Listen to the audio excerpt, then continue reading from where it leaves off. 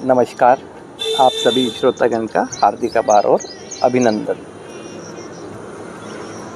सुधार का स्कूल या कहें तो जीवन सुधार का स्कूल या जीवन सुधार के उद्देश्य के लिए स्कूल कौन सा? रिहैबिलिटेशन सेंटर, है ना। यदि रिहैबिलिटेशन सेंटर को जीवन सुधार हेतु स्कूल से संबोधित किया जाए तो मैं समझता हूँ कोई भूल नहीं की जा रही है, बिल्कुल सत्यता है। किसी भी परिवार के सदस्यों को उसके माता पिता ने एक शिक्षा ग्रहण करने के उद्देश्य से विद्यालयों में भेजा, यानी शिक्षण संस्थानों में भेजा। उद्देश्य शिक्षा ग्रहण करना ना, है ना। शिक्षा ग्रहण करना, शिक्षा ग्रहण करने के पीछे उद्देश्य कि अच्छी नौकरी लगना या कोई अपना अच्छा सा काम कर लेना, या जो भी अगर कहें तो वो आर्थिक हितों को सुरक्षित करने का उद्देश्य। अब ऐसे ही परिवार को देखकर कोई भी परिवार का सदस्य किसी भी धार्मिक संस्थान या इंस्टीट्यूशन तो कह ही कहूँ, मंदिर, मस्जिद, गुरुद्वारे या जहाँ भी किया, उसको ये था कि उस ईश्वरीय शक्ति का आभार करना जिसने उसे ये जन्म का अवसर दिया, आभार व्यक्त करना ना, ठीक। और यही चीज़ें वो एक आभार का व्यवहार लिए जाते थे और आ जाते थे कि हम आभार व्यक्त कर आए। इतना सब कुछ होने के बाद भी परिवार के साथ रहते हुए सदस्य, परिवार ने संस्कारों में जो उन्हें मिला विरासत में वो आगे दिया, है ना। लेकिन एक समय बाद ऐसा दिखा कि संस्कारों को सुविधाओं ने या संस्कारों को ये नशे में जो व्यक्ति ट्रैप हुआ दबा दिया संस्कारों को ना।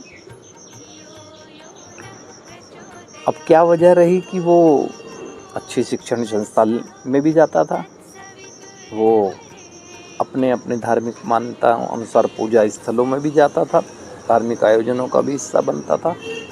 उसके बावजूद भी वो परिवार भी और वो खुद व्यक्ति अपने को नशे में ट्रैप होने से बचा नहीं सका, है ना। कहीं ना कहीं अगर देखें तो ये चीज़ें हमें विद्यालय कोई जीवन जीना कोई सिखाता है। वो तो शिक्षा तो कहते हैं ना, परिवार का ही बॉन्ड बना हुआ है। अच्छी नौकरी लग जाएगी, अच्छे से पढ़ लो, नई नौकरी लगी तो अच्छा सा व्यापार कर पाओगे, यानी आर्थिक हितों को सुरक्षित करने के उद्देश्य से शिक्षा, ये सच्चाई है।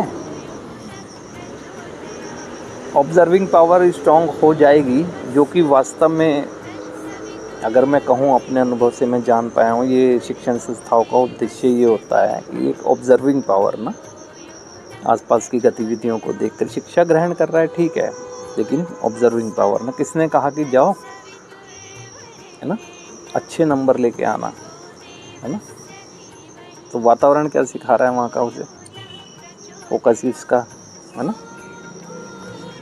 तो अभी ऐसी धार्मिक स्थलों पर अगर कोई व्यक्ति जाता है तो वहाँ पर भी जो वहाँ के अनुष्ठान या उसमें इन्वॉल्व, तो वो जीवन जीना कैसे सिखा रही हैं उसे, कैसे मिल रहा है उसे जीवन जीना ना। या तो वो सीख रहा है कि जो परिवार के अन्य सदस्य जिस तरह की जीवन शैली को जी रहे हैं, या तो उनसे सीख रहा है देखकर, या कभी कभी वो गाइड भी कर रहे हैं, या फिर समाज में लोगों को जो जीता देख रहा है उस हिसाब से वो चल रहा है ना। तो इसका मतलब ये हुआ कि एक समाज असली शिक्षक हुआ जो जीवन जीना सिखाता है, और है भी समाज ही असली शिक्षक होता है जो जीवन जीना सिखाता है। और कहते हैं ना, माँ प्रथम शिक्षिका होती है जो बच्चे को सिखाते हैं, अन्य सदस्य भी उसको मदद करते हैं। अब यानी विद्यालय क्यों कहा गया रिहैबिलिटेशन सेंटर को ना, एक समाज ने उसको जो जीना सिखाया, तो उसी समाज में कुछ सदस्य ऐसे भी थे जो समाज की समस्याओं में जा चुके थे, जो समाज में समस्याएं उनसे पहले थी, वो उसमें ट्रैप हो गए। अपने नकारात्मक आकर्षण कहें, जिज्ञासा कहें, या किसी भी कारणवश कहें, वो जैसे कि नशे की समस्या में ट्रैप हुआ व्यक्ति। अब उसकी वजह से जो अच्छा भी सीखा था परिवार के द्वारा, है ना, और समाज के द्वारा भी काफ़ी अच्छा सीखा होता है, अब उसको जीना बंद कर दिया। यानी उस बड़े समाज में एक छोटा समाज ऐसा भी था जो समस्या ग्रस्त हो गया ना, नशे की समस्या से ग्रस्त। तो वो वास्तविक जीवन जिसे कहते हैं, जो उसने परिवार से और समाज से सीखा, तो वो जीना भूल गया। और कहें तो अगर शिक्षण संस्थाओं में भी गया तो वहाँ पर शिक्षा पर तो फोकस था, लेकिन ऑब्जर्विंग पावर वीक होने की वजह से वहाँ भी कहीं ना कहीं जो शिक्षण संस्थाओं में भी देखा गया है कि ये नशे का इस्तेमाल किया जाना एक रूटीन सी बात हो गई है। सभी नहीं, लेकिन जो भटक गए होते हैं, करते हैं, तो वहाँ भी वो ट्रैप हो गया। तो अभी जीवन से भटके इंसान को, है ना, तो जीवन की मुख्य धारा में कैसे जोड़ा जाए? स्कूल तो जोड़ नहीं रहा है। बौद्धिक ज्ञान, शैक्षिक ज्ञान, पूजा पाठ सभी पद्धतियों को आजमाया जा चुका है। बाहर उपलब्ध चिकित्सकीय साधन लगाए जा चुके हैं। तो जीवन की मुख्य धारा में जीवन से भटक गए व्यक्ति को उन्हें कैसे जोड़ा जाए? ऐसा कौन सा स्थान? ऐसा एक ही स्थान ना, रिहैबिलिटेशन सेंटर। क्योंकि बाहर का अनुभव सभी का बता रहा है ये चीज़ ना, हमारा खुद का भी अनुभव है ये। अब विद्यालय क्यों कह दिया गया? क्योंकि उसे जीवन जीने के लिए शिक्षित किया जाएगा ना, नौकरी पाने के लिए नहीं। स्कूल में नौकरी पाने के लिए शिक्षित किया जाता है ना। ये बात अलग है कि शिक्षा ग्रहण करने के बाद एक व्यक्ति की ऑब्जर्विंग पावर स्ट्रांग होती है ना, लेकिन यहाँ तो भटक गया है ना, यहाँ तो भटक गया, शिक्षा रोक नहीं सकी उसे वहाँ जाने में, उसका बौद्धिक ज्ञान, शैक्षिक ज्ञान कुछ भी रोक नहीं सका। तो अभी उसे जीवन की मुख्य धारा से भटके हुए एक इंसान को जीवन की मुख्य धारा में जोड़ने का काम रिहैबिलिटेशन सेंटर करता है, शिक्षित करके उन्हें ना, जिस समस्या को वो आनंद की अनुभूति के लिए गले लगा चुके हैं, यानी नशा, वो इस बात का ज्ञान कराता है उनको ना, गाइड करता है, शिक्षित करता है ना।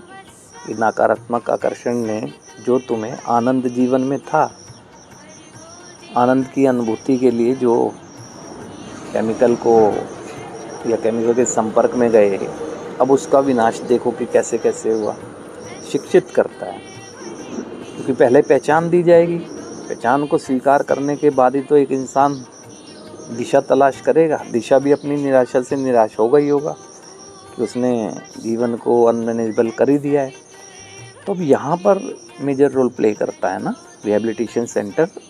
और क्या पैमाना है उसके पास है 12 स्टेप थेरेपी, है ना, जो एक एडिक्ट के बिहेवियर मॉडिफाई करती है, लाइफस्टाइल चेंज करने के लिए पूरा फॉर्मेट होता है ना, पर्सनैलिटी डेवलपमेंट को फोकस किया जाता है ना, यानी उसे जीवन जीने के लिए पुनः तैयार किया जाता है शिक्षित करके।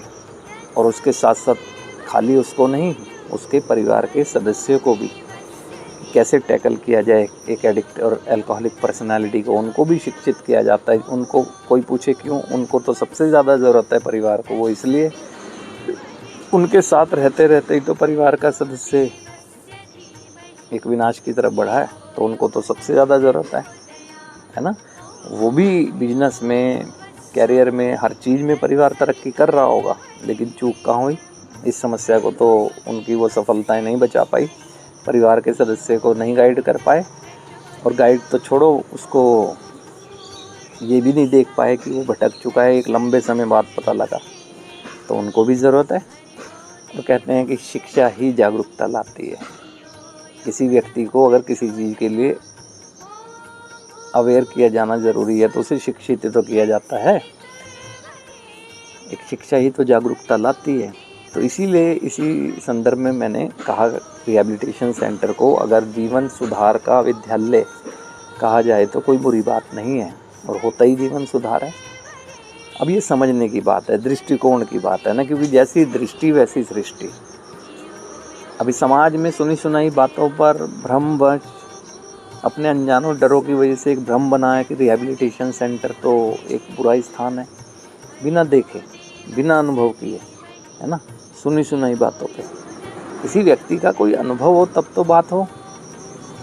ऐसे ही 170-80 देशों में रिहैबिलिटेशन सेंटर की चेन है, ऐसी 170-80 देशों में, है ना।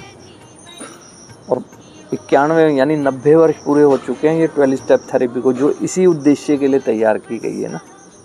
किसी व्यक्ति को जो नशे की पीड़ा झेलकर अपने संघर्ष में बार बार असफल हो रहा है, उसको उसके संघर्ष में कैसे सफलता दिलाई जाए ना।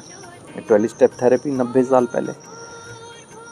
तो इसीलिए मैंने ये कहा कि रिहैबिलिटेशन सेंटर जो है जीवन का विद्यालय है, जीवन सुधार का विद्यालय।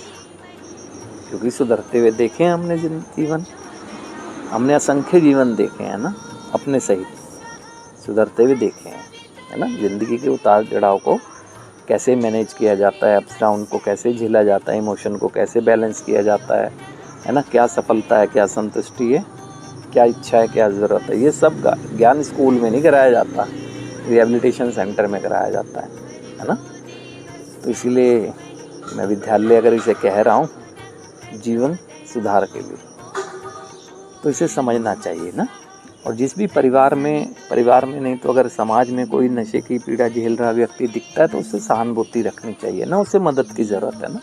वो कोई बुरा इंसान नहीं है, बस वो एक थोड़ा ये समझे कि जीवन के मार्ग से थोड़ा सा भटक गया। तो इस बात को ध्यान में रख के आप आगे बढ़ेंगे तो सफलता संभव है। तो आज के लिए आप सभी श्रोतागण का हार्दिक आभार और अभिनंदन।